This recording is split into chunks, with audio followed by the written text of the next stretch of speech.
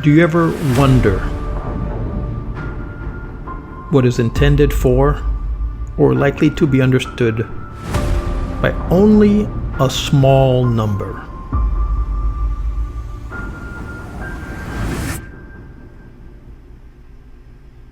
The traditional beliefs, customs, and stories of a community.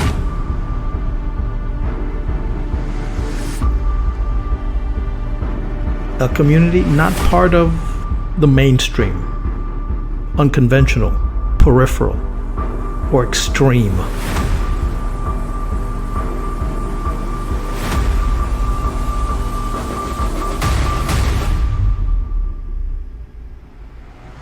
Part of an anthology, a published collection of poems or other pieces of writing.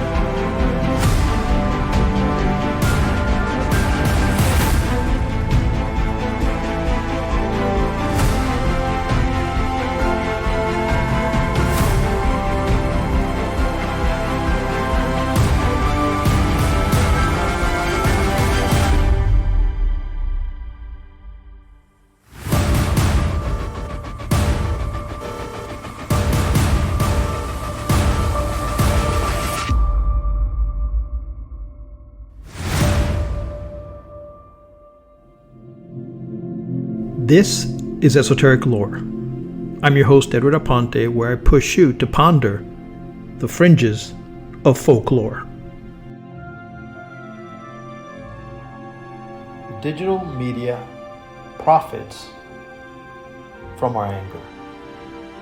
Outrage is intentionally engineered and algorithmically promoted because it drives user engagement, and it's destroying our minds. Filter bubbles and echo chambers. Filter bubbles and echo chambers are not just internet slang. They are actual industry terms from the science of social network analysis. Filter bubbles means you only see what you want to see. The algorithm correctly predicts what information the user will click on based on their digital footprint, which is usually the information that confirms our existing biases, effectively isolating us from different points of view. Echo chambers means you only discuss what you already believe with those who already agree with you. Filter bubbles sort people into separate echo chambers of personalized content in which existing views are reinforced and opposing views are absent. Confirmation bias of the personalized news cycle reigns supreme in the digital echo chambers. We like ideas that fit our own preconceptions. We want to hear we are right. We want to see confirmation of what we already believe to be the truth. And the algorithm behind our screens are happy to feed it to us. The alternative is uncomfortable. Having our established opinions contradicted makes us feel bad, insecure. We don't want to see online content that makes us doubt our intellectual superiority. If we come across a piece of news we consider to be blatant propaganda from the other side, we turn it off and with disgust. So to keep us users engaged, the algorithm has to appease our confirmation bias, feeding us more of the same, making us closed-minded, siloed in our entrenched opinions. Filter bubbles and echo chambers place every user in their own reality. By spoon-feeding them personalized content, we confuse this reality with actual truth. When others don't think the same way, we exclaim, "Don't they see what's going on?" No, they don't. That's the point. They see a completely different version of reality inside their own echo chamber. The filter bubble echo chamber puts each of us in our own little informational prison. This is brainwashing, not democracy. No wonder we don't understand each other. No wonder we are at each other's throats. When people attempt to have a conversation with someone from another echo chamber, all hell breaks loose. They have nothing in common, and they have not been exposed to an opposite point of view in a civilized manner. As Nietzsche said, quote, "As soon as you feel yourself against me, you have ceased to understand my position and consequently my arguments," end quote. Outrage of us versus them erupts. Angry by design. They want us to gasp, to exclaim, "Can you believe this?" To retweet, to forward, to contradict, to share, to comment, to refute.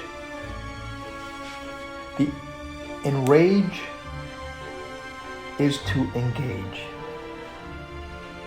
Ironically, a great way to generate more traffic between users in one echo chamber is to provoke them to outrage about the opposite echo chamber.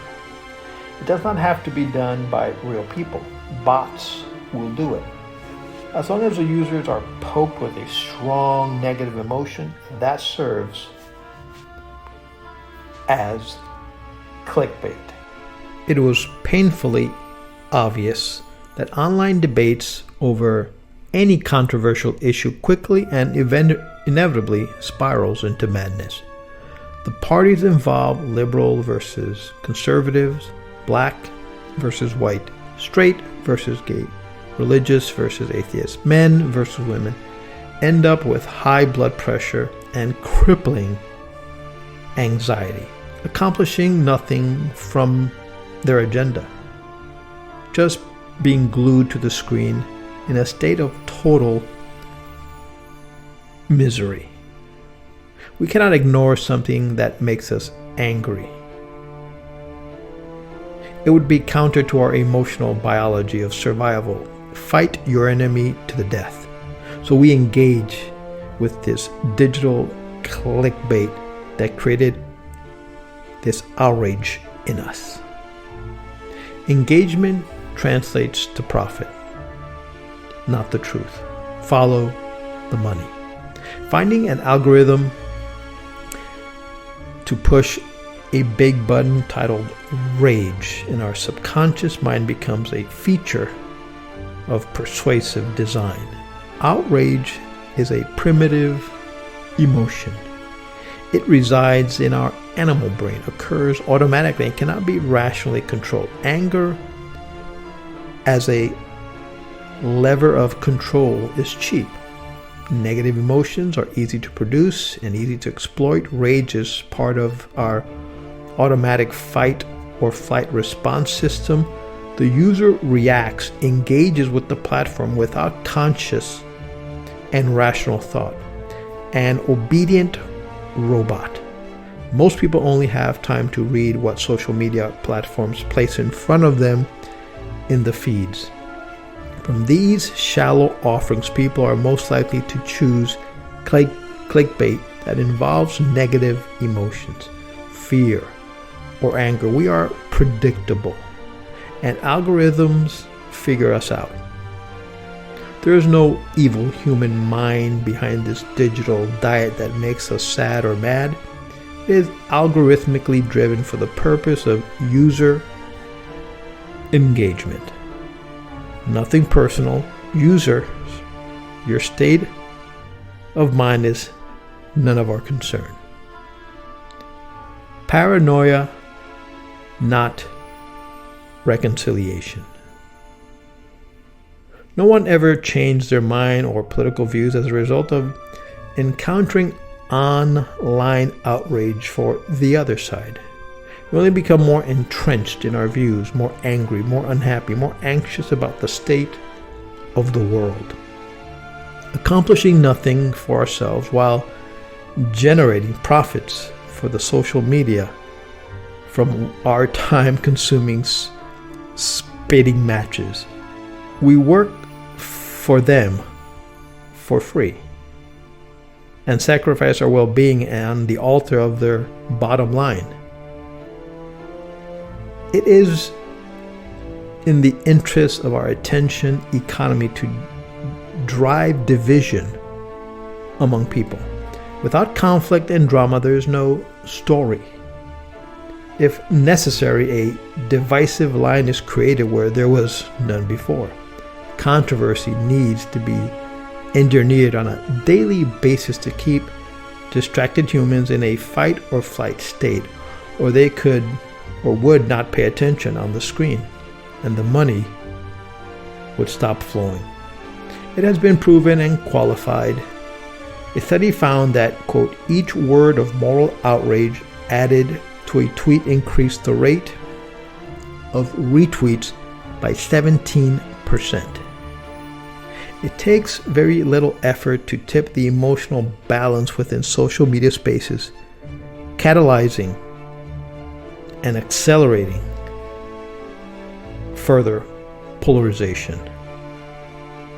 Another study online anger found that, quote, anger is the emotion that travels fastest and farthest on social media compared to all other emotions. As a result, those who post angry messages will inevitably have the greatest influence. Social media platforms will tend to be dominated by anger. Clickbait headlines that provoke outrage work beautifully for user engagement. Fake news is even better. Paranoia is an efficient way to corral the attention of the users. The Center for Humane Technology cites the study which estimated that fake news spreads 6 times faster than the truth. Conspiracy theories that are particularly harmful breed of fake news outrage. Users spread them to each other because of their shock value. So there you have it. Outrage, lies spread like wildfire, while truth languishes in oblivion. Unfortunately, the more frequently something appears online, the more believable it becomes. In our world today, viral is a proxy for truth. Just read any comments on a controversial topic and see how it makes you feel. Upset?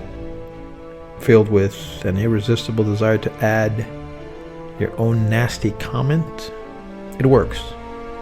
The worst of human nature comes out online.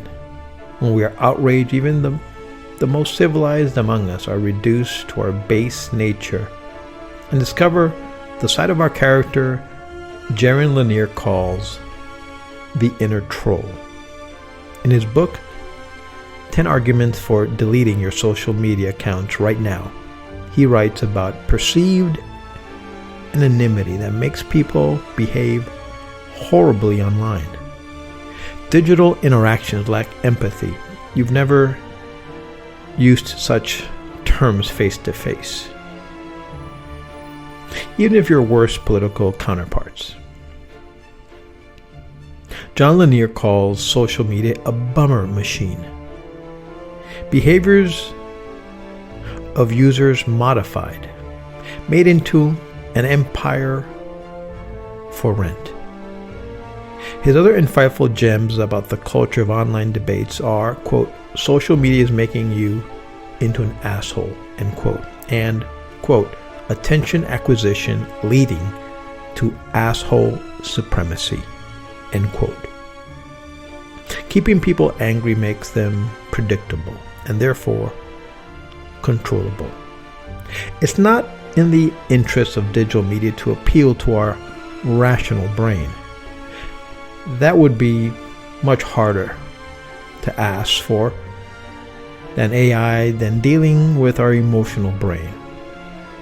That has not changed in 50,000 years. Jaron Lanier, again, quote, "If people are furious at morons, they dare not disengage. They are hooked because of provoked natural vigilance," end quote. The psychological rage bud algorithmic behavior manipulators are pressing in our brain is just our instinct for self-preservation, the very foundation of our survival. Try to control that by having a fair and balanced, rational political discussion online. The more we are engaged by outrage, the more our emotions spiral out of control.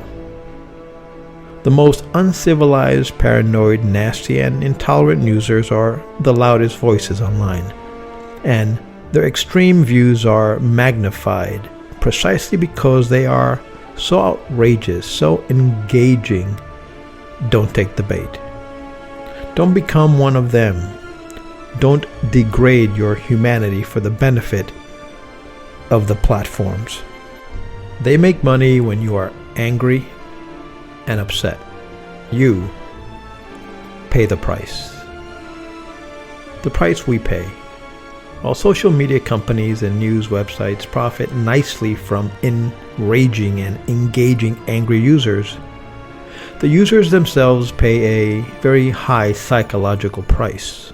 Boiling with rage while helpless to change anything is a recipe for unhappiness, with a possible bonus of a premature heart attack. Recent psychological research has found that helplessness isn't just related to unhappiness. Helplessness is unhappiness. The science of positive psychology, pioneered by Martin Seligman, conducted decades of experiments on learned helplessness. How animals and people behave after enduring repeated adversity beyond their control. Their conclusion?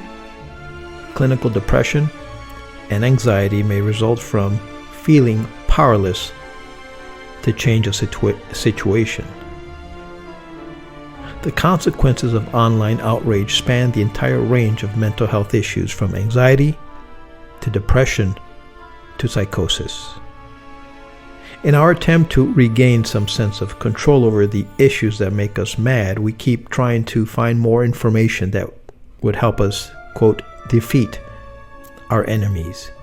Quote, being informed means more screen time, searching, reading, watching, reacting, commenting, forwarding, trolling, which is exactly what the big other of the attention economy wants. Traffic, plunging us into an ever-repeating cycle of outrage, anxiety, and helplessness. A divided society is their creation, engineered for commercial benefit, with peace and democracy as collateral damage. A way out. Stress is more contagious than COVID-19. More people are suffering from digitally induced anxiety of the news cycle than are sick with COVID. Solution? Quarantine from toxic digital media. Your mental health depends on it. One of the ways to reclaim our humanity is to resist the filter bubble echo chamber effect and diversify our digital diet. We become our own content curator. Take that power away from the manipulative algorithms and form our own judgments. Some news aggregators like allsides.com are actively resisting media bias by collecting opinions from across the spectrum. Quote, when you suspend your faculty of independent judgment, you suspend consciousness. To stop consciousness is to stop life. Quote, maintain your free will and resist the algorithmic mind control. Another hack is to turn it off altogether. Many high performers practice deliberate selective ignorance to avoid being influenced by third parties, protect their time and their sanity. Jaron Lanier's advice, quote, don't let your inner troll take control. If it happens in a particular situation, avoid the situation. Leave the platform. Don't degrade your character. End quote. I couldn't agree more. Complete digital detox allows me to concentrate on the real world and process my own thoughts.